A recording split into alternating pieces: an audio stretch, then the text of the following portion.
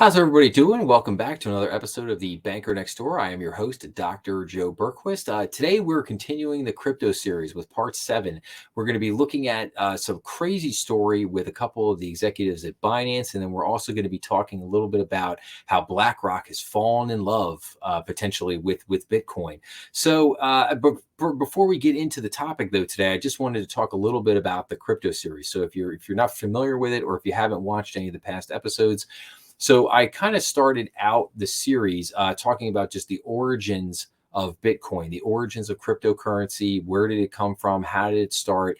And we carried that story all the way up through the crypto crash of 2022. And then I hypothesized basically how I felt that crypto crash of 2022 led into the banking crisis that we saw in the spring of last year in 2023 and led to the failure of what I called the 3 crypto banks.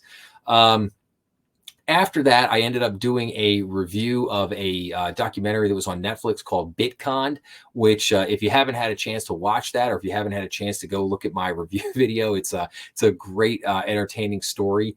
It was only like an hour and a half documentary. So if you get a chance, I definitely recommend you go and check it out. But so that's kind of what I've done so far with the crypto series. And what I look for is kind of like these entertaining stories, if as it were, as we go through this, because again, just things that I see that I think people will find really interesting. So let's bring this up first. So this is the first article right here called "Crypto Gets Blamed for Real Life Currency Crisis." So what happened here in a nutshell was a couple of Binance executives were asked to come down to Nigeria.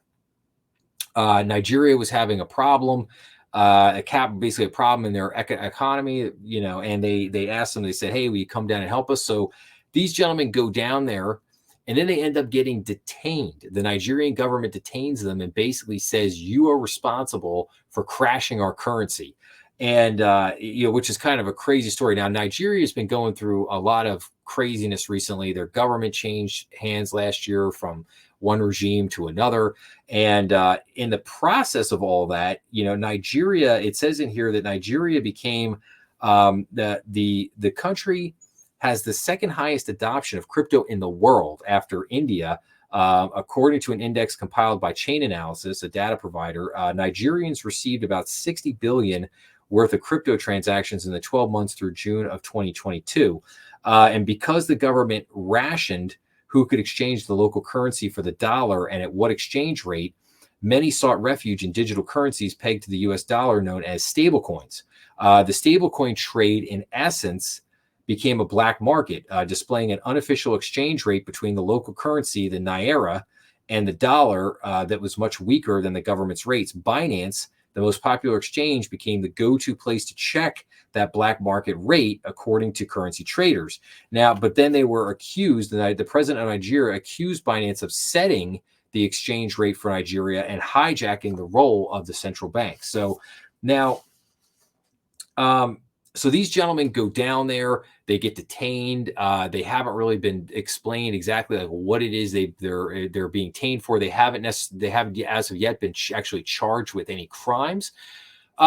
I think a lot of the questions come in here at unknown things like did these gentlemen, obviously Binance has had kind of its own regime change with the former CEO stepping down as he's trying to skirt prosecutions and getting charged with all kinds of charges from the SEC and everything else.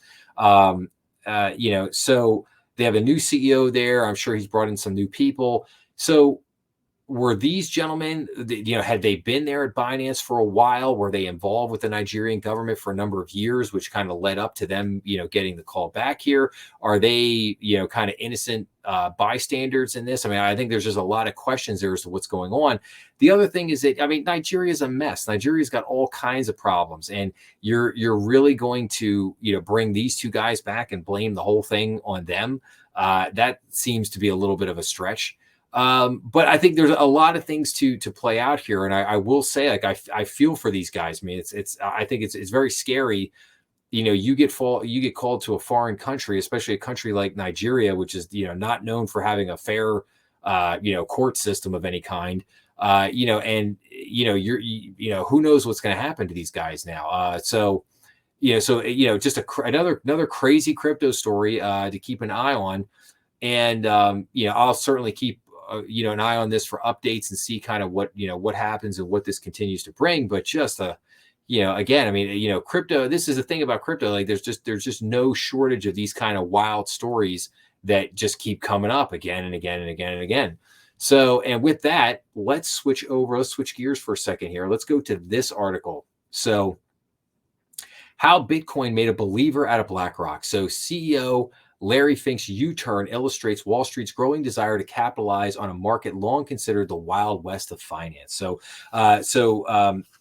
BlackRock is now in love with Bitcoin, seemingly. So what's interesting here is that Larry Fink, the CEO, he called Bitcoin an index of money laundering back in 2017 and later rebuffed cryptocurrencies as something his clients weren't looking to buy.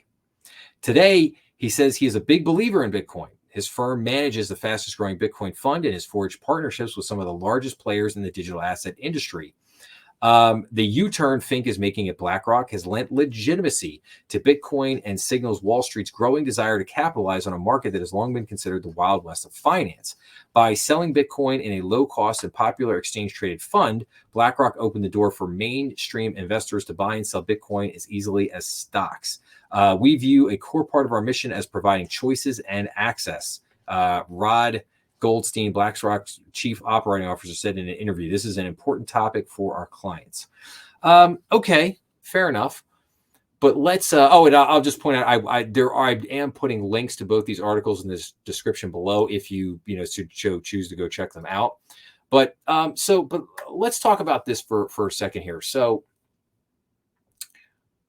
undoubtedly, BlackRock has seen they've got a path here to make some easy money, right? Like the ETF, the Bitcoin ETFs got hot.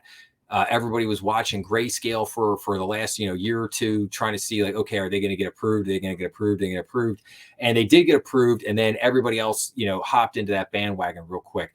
I just find it very interesting. I would not put my money into these ETFs because I think there's a lot of questions here. Where are they getting the Bitcoin from? Where are they getting it from? Are they getting it from Coinbase? Are they getting it from Binance? They get it from FTX? Where's it coming from? Who are these big players in the digital asset space that they're dealing with? I think that's a legitimate question. Where's the Bitcoin? Who's holding the Bitcoin? Is this something that they're holding? Are they holding it through a third party?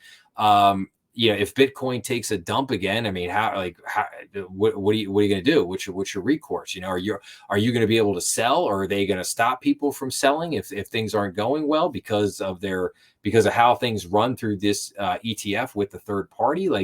There's just a lot of questions here that I would have before I would feel comfortable putting in here. And here's the bigger thing. There's a couple bigger issues. Number one is, all these cryptocurrency exchanges have proven to be total frauds. Every one of them.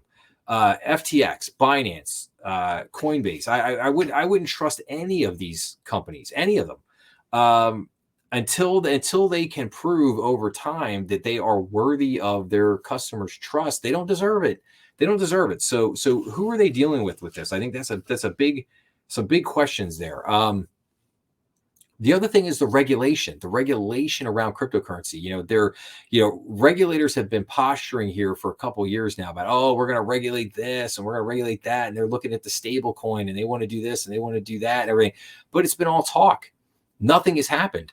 So, when regulation finally does kick in, is what effect, if any, is that going to have on these ETFs? Is that going to impact their performance?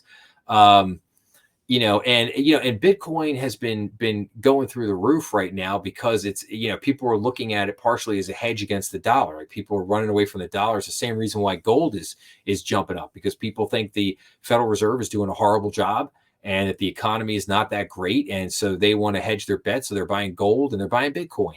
That's where people are keeping their money. And it's right now, it's a good, those things are both going up. It's a decent investment. So I just think there's a lot of questions here to ask. There's a lot of things to keep our eye on, and we'll just see how things go. But again, a lot of things happening in the crypto world. There's definitely a lot of things I want to look at.